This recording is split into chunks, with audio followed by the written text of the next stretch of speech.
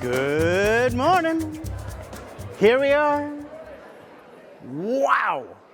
Amazing. We're back. I'm David Blatner. For those of you who don't know, I'm the president of CreativePro Network. I am here to welcome you to CreativePro Week 2024. It's incredible. Thank you all. You know, I am so unbelievably happy that we're all here. We made it. You all made it. Some of you came from a very, very long way away to be here in this room. Many of you are watching online. We have at least as many people online as well, all around the world. It's incredible to all be here together. So thank you. I have a number of announcements, so I've got some notes here. I need to make these right up front here. And then I want to follow that with a few words about what the heck we're doing here this week, and more importantly, why we're doing it. So first, before we get there though, I want to point out that this is no ordinary year. Some of you know that CreativePro was first launched in 1999, which makes this our 25th anniversary. Super, super excited. It is true, back in 1999, the first year that the euro was launched as a currency in Europe, of course. Back in 1999, we were dealing with the Y2K. Some of you remember freaking out about Y2K. Also in 1999, very important, SpongeBob SquarePants first came on the air. And you know, these are the important things. And on top of all of that, CreativePro.com was born. Coincidentally, this is also the 25th anniversary of Adobe InDesign. So, yes, InDesign 1.0 shipped in 1999, and so for those of us who have been using InDesign since the very beginning, we can raise another glass and feel really old. I want to shift gears totally. That's all the announcements. Now we're going to come over and talk about something that's really important to me, which is why we are here. Not just what the heck we're going to be doing, but why we're here. We are all here to learn, create, and share with a focus on one thing. And that thing is so important that we at CreativePro have made it our core mission principle for the whole company, which is that we are here to help you thrive by design. That's what we're doing. Now, by design means, of course, doing it with intention. And I want to invite you all this week to really show up with intention. 100%. This is a very rare opportunity to have this week together, right? So use it intentionally. Show up at all the events you can. Show up in the chat if you're online. Connect with the speakers and your fellow attendees. Connect with the solution providers. Show up with intention. Of course, by design also means we care about design, right? That's what we're doing here. We're talking about design. Now, design at its core is all about improving and enhancing communication. That's what it's all about. You want to get something out of your head or your heart, and you want to transmit that to somebody else to get it into their head or their heart. That's what we're doing. Design is the practice of taking that thing and packaging it up in such a way that you can transmit it as smoothly and accurately as possible. That's the point of design. So to thrive by design, we have to learn all of these tools and all of these techniques, and we need to practice them. That's what we're doing here today. We're learning all these tools and techniques so we can thrive by design. Now, most of the sessions here at CreativePro Week focus on these kinds of low-level how-to topics, like how to use grep, or how to do animation, or how to use your layers well, right? But we're also looking at CreativePro Week at some higher-level how-tos as well, like how to survive in the next 10-plus years of your career, right? And even more importantly, how are you going to keep your sanity? Because I don't know if you've noticed, but we're in the middle of this massive revolution in the design industry, right? And actually, of course, it's not just the design industry, because AI touches everything, right? And design touches everything. So and actually, come to think of it, we're not actually in the middle at all. I like to think we're at the beginning of a curve which is going to be a really wild ride. So AI, just for some background, my first real job a long time ago, back in high school, was doing office work for a little nonprofit called the AAAI, the American Association for Artificial Intelligence. That's how I got my start. To be honest, I only got this job because my stepdad, when I was a kid, was a bigwig in the AI industry. So he got me this job, and I literally grew up in the 70s and 80s surrounded by early AI researchers.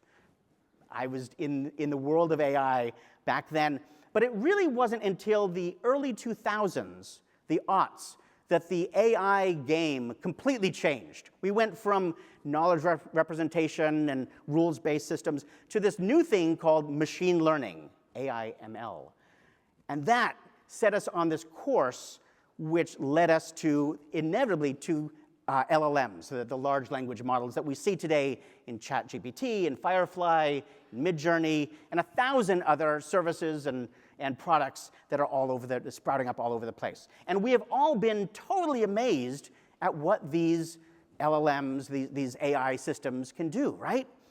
But interestingly, I've actually started noticing more articles and more people going, well, yeah, AI is overhyped. You know, it's really not that great, and it makes a lot of mistakes, and it really can't get much better after all. So yeah, don't put too much faith in it.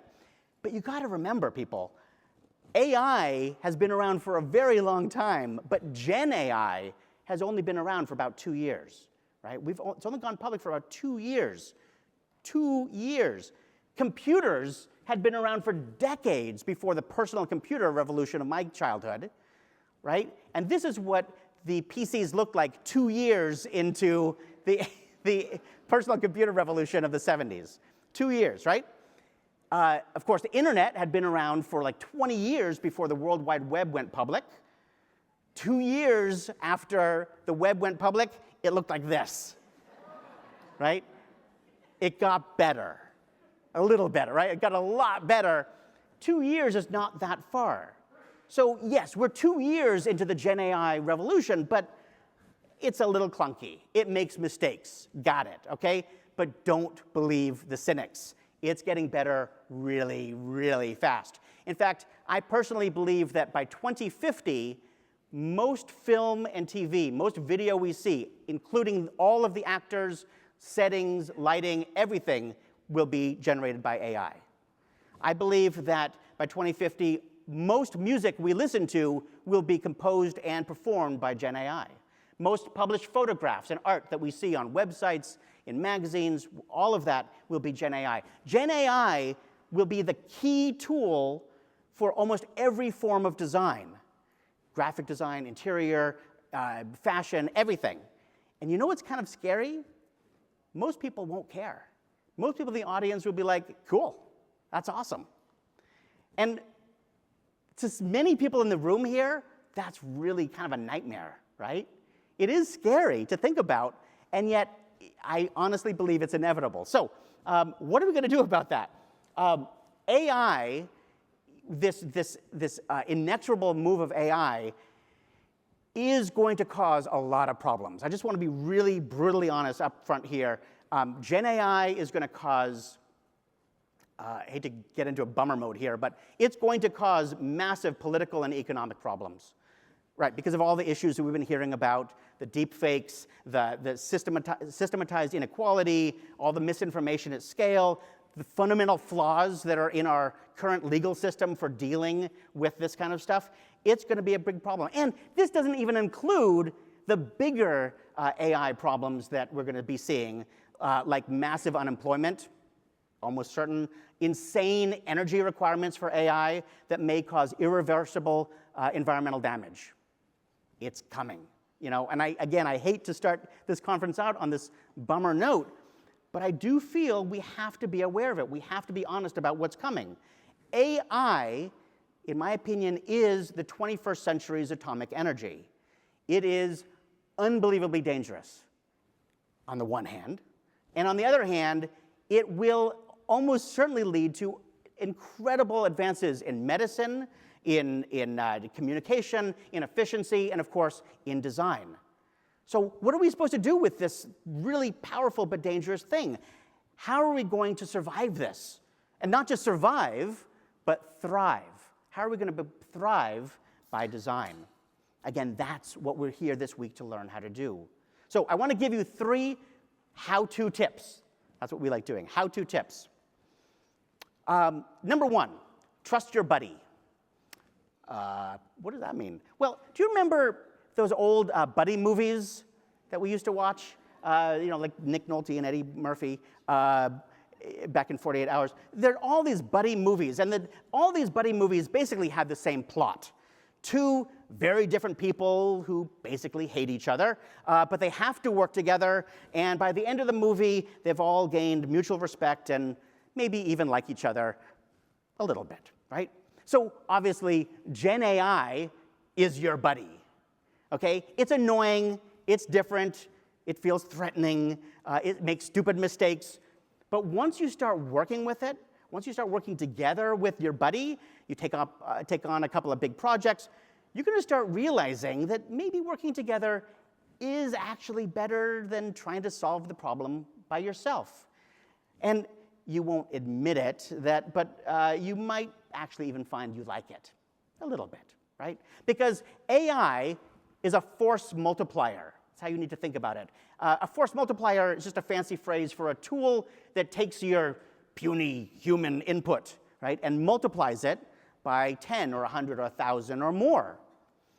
AI, Gen AI especially, does not exist without you. It doesn't do anything without you. But when you apply the right force in the right way, you can make it do magic. So, tip number 1, make friends with your annoying but super powerful buddy. Treat it like you hired a junior designer, right? And you can just hand off all the boring stuff to them so you can focus on what matters. Being creative, making the decisions, which leads to tip number 2. One of the most frustrating things about Gen AI, at least for those of us who have some ego, is that it honestly is better than we are at a lot of stuff. And that's frankly kind of scary. But look, this shouldn't be a surprise, because human history is one story after another about humans getting really good at a craft and then coming up with a technology to replace us in that craft. Or if not totally replace us, at least do most of the hard work, right? That's what we do. 80 years ago, there was a job title called computer. This was people whose job literally was computing. And look, I like math, but I don't want to be a computer. I want to use a computer, right? That's the whole point. I want to use the tool. 40 years ago, when I was starting in this, there were people called typographers who used code-based photo compositors or rub-down lettering. Some of you probably did this in the good old days. Well, look, I love typography, but today I would rather use InDesign. Take all of that. It's better than I could ever be at doing that kind of typesetting. Let InDesign do the hard work. All of these things are disruptive technologies. Another phrase, they're disruptive because they change everything about an industry. And yes, some people lose their jobs, but way more people benefit from having these tools in society. But yeah, I get it. It is scary. It is. So tip number 2 about how we're going to thrive by design is first get clear about what Gen AI does better than us. That's okay, accept that. And then, even more importantly, focus on what we humans do better than AI. We want to lean into that. So, what do we do better? Well, first of all, most people don't realize that good design is all about discomfort, which is kind of weird to think about, but it's specifically about the discomfort and actually noticing the discomfort, not just being uncomfortable, but noticing the discomfort and then figuring out what change is required to make it better, to get ease. Every design challenge can be reduced to that, noticing the discomfort and working out a path to ease. Bad typography causes discomfort. Good design fixes it. Not paying attention to accessibility when working with colors or layouts, that causes discomfort, either in you or your audience. Good design fixes it. It relieves the discomfort. So when people say you need to develop an eye for design, or photography or art or whatever, what they really mean is you need to become more sensitive to the discomfort, right? That's the eye. Noticing that something isn't quite right and then fixing it. So AI is extraordinary at so much. But you know what it sucks at? Noticing when it's uncomfortable. Because of course it's never uncomfortable. That's kind of the point, right? So if you want to be valuable in the future, take this note down, develop your eye, your ear, your feel, right? Your gut. Get uncomfortable, notice it, and then figure out how to fix it. That's the important thing. Next up, Gen AI is all about probability, not reality. That's why it makes so many funny mistakes. So when it makes crazy mistakes, don't complain. Feel good, pat yourself on the back because you noticed the mistake. Again, there's that word again, noticing. We humans are good at noticing. You want to lean into that. Finally, remember that one of the biggest differences between you and Gen AI is that Gen AI doesn't care if it creates or not. Just doesn't, right?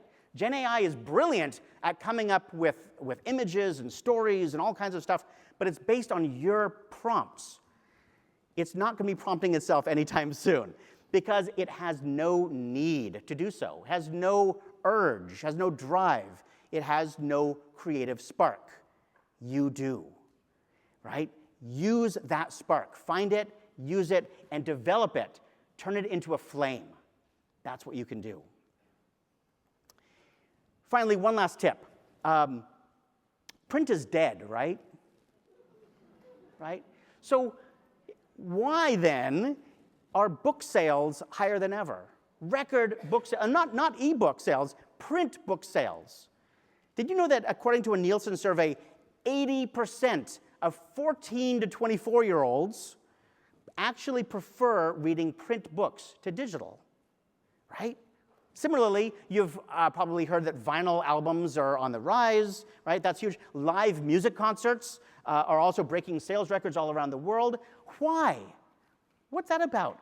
Well, you know, we're all staring at screens all day long in this never-ending attempt to become hyper-productive. Give me more, give me more. But some part of us, the human part, is hungry for real, right?